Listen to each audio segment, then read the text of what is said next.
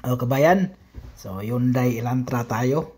Tanggalin natin yung front bumper. So bago pa lang bumper, 2020 model pala to siya kabayan. Hyundai Elantra. So pagtanggal ng bumper, clip lang yan siya. Tapos mayroong 8mm dyan, 10mm. O 8mm pala yan siya kabayan, tapos clip sa baba. So lahat ng baba dyan, mga clip na yan. Basta Hyundai. So, diba? Tinignan ko doon. Tinanggal ko doon sa gilid, sa may fender. Tapos bolt yun, 8mm. Pwede mo tanggalin sa Phillips screw din. Tapos sa baba, clip na yan siya. Tingnan mo kabayan, sa kabilang side, diba? Tanggal na agad. So, ang bilis tanggalin. Tapos sa taas, mga clip lang din yan. Tingnan mo, sinasikwat ko lang yun. Diba? Tanggal na agad. So, hilahin mo. Pag hila niyan, tanggal na siya. So, ganun lang kasimple tanggalin yung bumper. Tapos may bagong headlight din pala yan sa kabayan. So, mas maganda, hindi lang, headlight lang ba?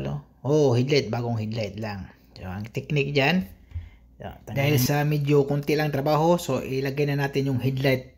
Kasi yung pinturahan ng kabayan, bago yung headlight, yung bumper lang naman yung pinturahan, bagong bumper.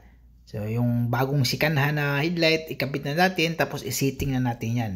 Kasi medyo wala sa setting sa yung sa fender saka yung sa hood. So titingnan natin, pag ilagay natin, titingnan natin yung hood saka fender kung okay ba sa yung alignment.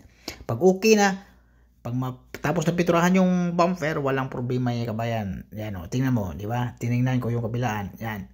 Titingnan natin yung alignment, okay. Tapos sa kabila, okay din kasi yan ang walang problema naman yun sa kabilang side lang. Tapos yung headlight, yung light niya, kailangan i-check natin yung light kung okay na ba o hindi. Para may gumagana o wala, tatanggalin natin, palitan natin ng bago para gagana lahat talaga yan siya kabayan.